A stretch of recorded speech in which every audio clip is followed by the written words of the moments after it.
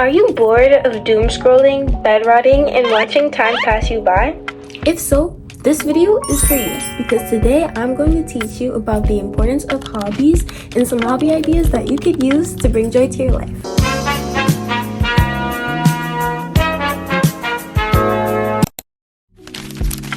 According to Merriam-Webster Dictionary, a hobby is a pursuit outside one's regular occupation, engaged in especially for relaxation. In layman's terms, it's basically something that you do for fun that's outside of your job or school. My name is Rachel. I don't know if I've said that yet in this video. Hi. If you're new here, welcome. I love hobbies. I have been doing hobbies since I was 6 or something. And we're going to go into some of the hobbies I've been doing as some of the hobby examples I'm going to give you. So the main portion of this video is going to be split into two sections. One for creative hobbies and another for intellectual hobbies. And I decided to do this because I know that people are interested in different things. So you could kind of skip to what interests you more. And then at the end, I'm going to go into more of a personal reflection of why hobbies are important to me. First, let's start off with some creative hobbies. A creative hobby is basically something that you do that uses your creativity. I separated this from more intellectual hobbies because people might want to create more than they want to learn.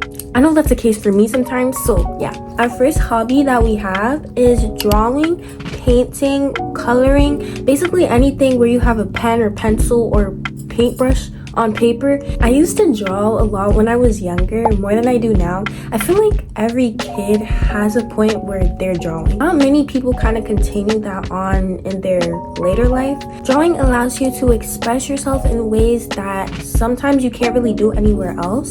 It allows you to draw things that you can pull out of your imagination. I feel like that's so cool. I also got into a little bit of painting lately, but yeah, I think that's a really good hobby to have. For number 2, we have sewing or embroider. This is such a beautiful hobby because you can sew whatever you want. You can sew clothes, you can sew bags, you can sew basically anything. And it's a good way to upcycle your clothing if that's what you want to do. It's a good way to create your own clothes with fabric that nobody else can create because you made it and it's unique to you. Also, embroidery I feel is a really beautiful creative hobby. You can just take a random piece of clothing and just embroider a little flower on it, embroider whatever you want, and that's such a beautiful thing. I'm sorry guys. Number 3, we have knit or crochet. If you know me, you know I like to do this. I started out with knitting when I was younger. Back in probably 2023, I joined a knitting club in my community center. That's how I learned how to knit and stuff, and I enjoyed it ever since. First I started to knit, and then I guess I didn't like knitting, so I switched to crochet, and I'm wearing one of my creations right now. I think knitting or crocheting is a really valuable hobby to have. Not only do you get to make your own pieces, your own hats, scarves, plushies, whatever you want, it's also a good way to teach yourself patience, because we live in a world of instant gratification. There's a pressure that when you want something, you're gonna get it fast. You know what I'm saying? Good things come to those who wait. Next, we have bedazzling. Bedazzling is such a beautiful hobby.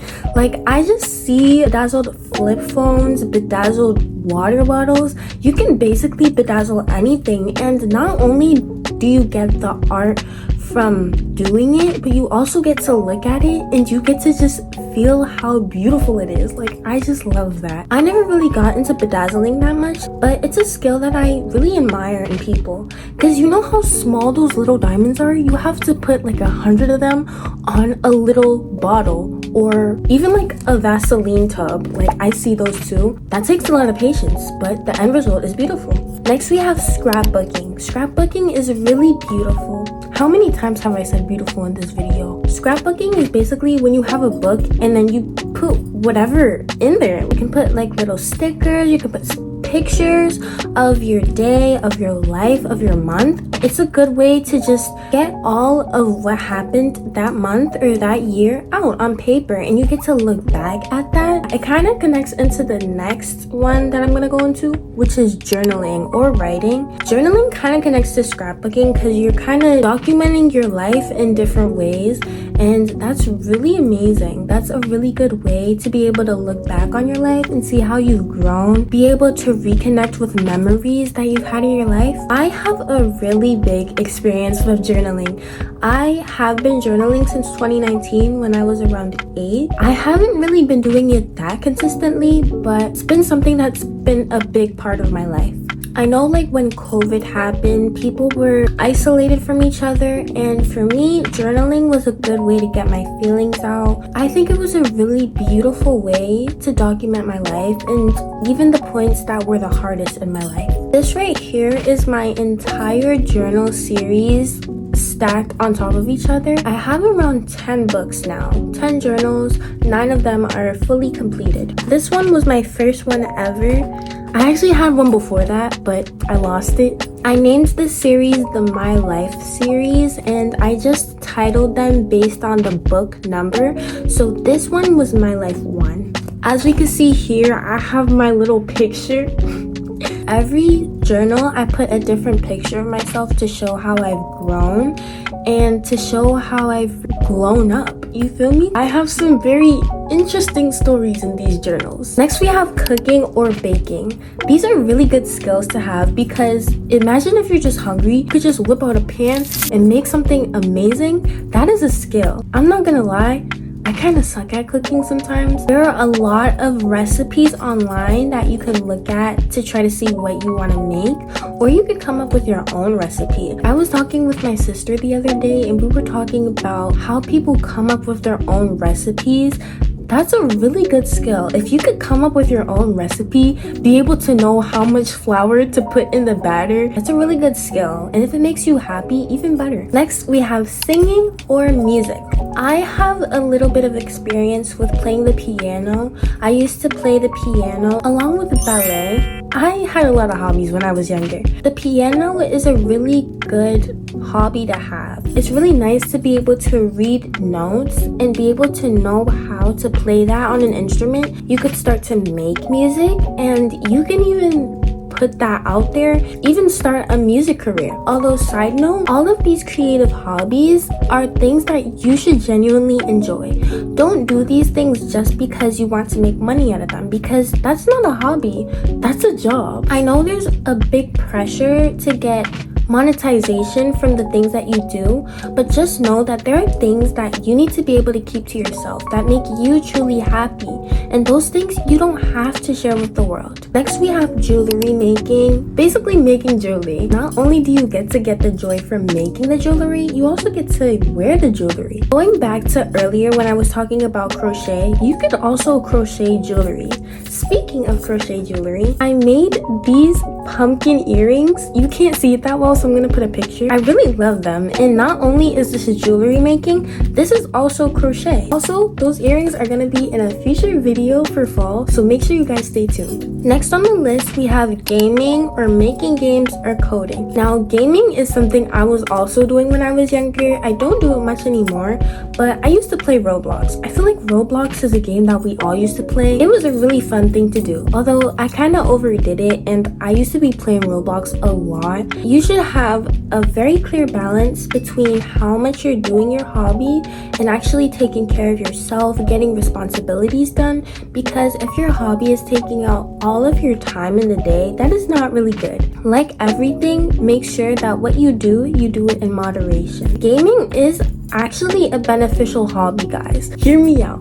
When you game, it allows you to do a lot of problem solving, a lot of critical thinking, and especially if you're playing a 2-player game or a multiplayer game, you get to do teamwork. You get to plot against your enemies. Making games or coding is obviously also a really good skill to have because you have to code, you have to use your brain. That's a lot. If you like that, you like that. Last on the list, we have YouTube, editing, or filming, or even photography. With YouTube specifically, you have to do a lot of public speaking.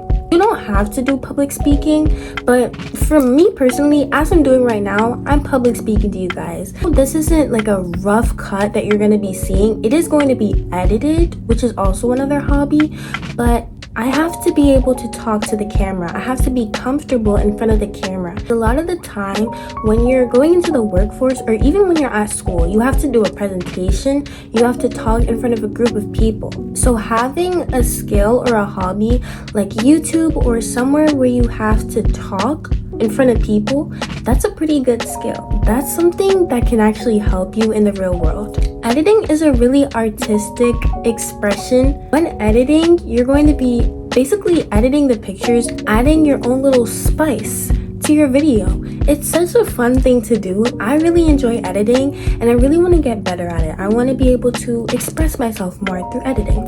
Filming is also an art because you can make your own movies, you can make your own TV shows.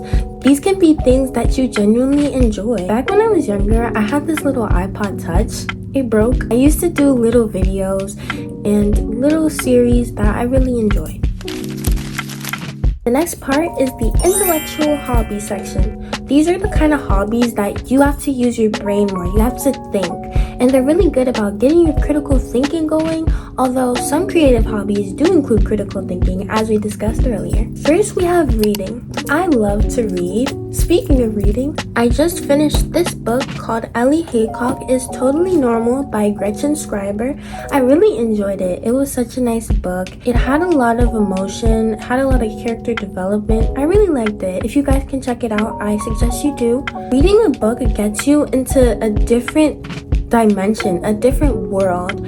It allows you to see things from different perspectives, allows you to get new ideas. Especially if you're reading nonfiction, you can actually learn things that can help you in the real world. I want to read more nonfiction because some nonfiction can be actually really interesting. I know when I think of nonfiction, it sounds really boring, but it can be interesting if you select the right books. Self-help books, I feel like, are a really good nonfiction book to read because we obviously want to make ourselves our best version of ourselves that we can be. So if you don't usually read nonfiction, I would suggest to myself too that we read self-help books. They can be very educational. Next on the list, we have chess or checkers. I personally love to play chess. I haven't learned how to play checkers yet, but chess is a really good skill. You have to think about your move. You have to decide what move is better than the other. You have to plan ahead. I've been playing chess since around when I was like 6. A lot of these hobbies I started young, but you can start at any age you want.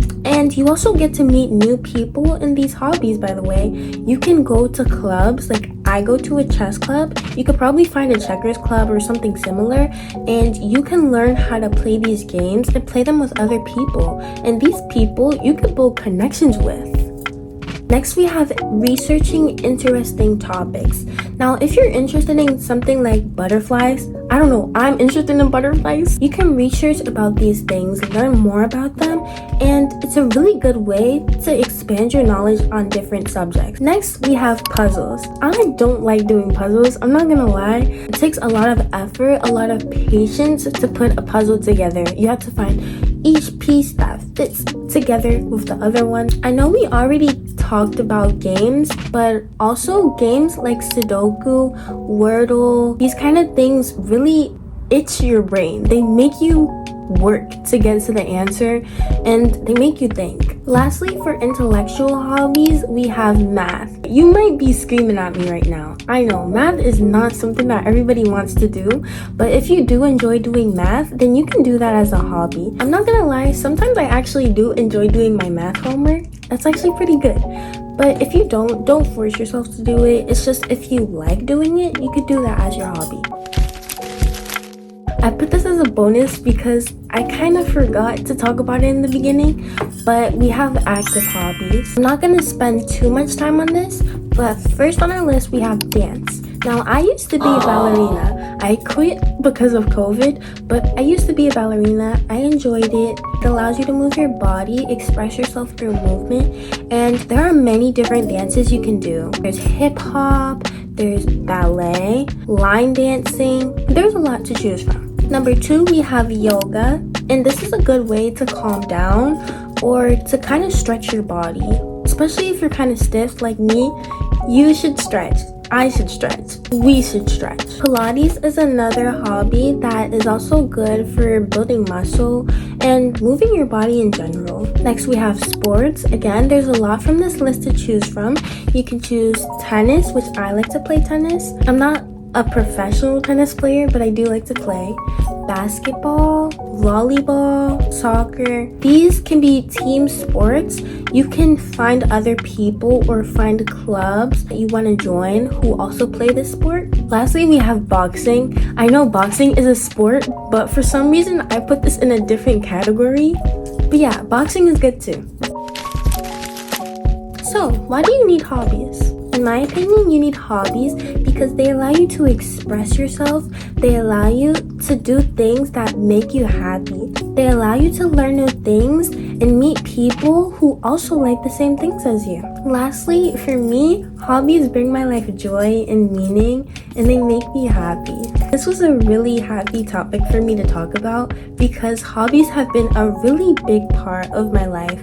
I've been doing them for a lot of time, and even though these hobbies have changed and I haven't been doing the same things throughout the years, hobbies themselves or having something that I like to do have been a really big part of my development, a big part of my childhood, and they made me very happy.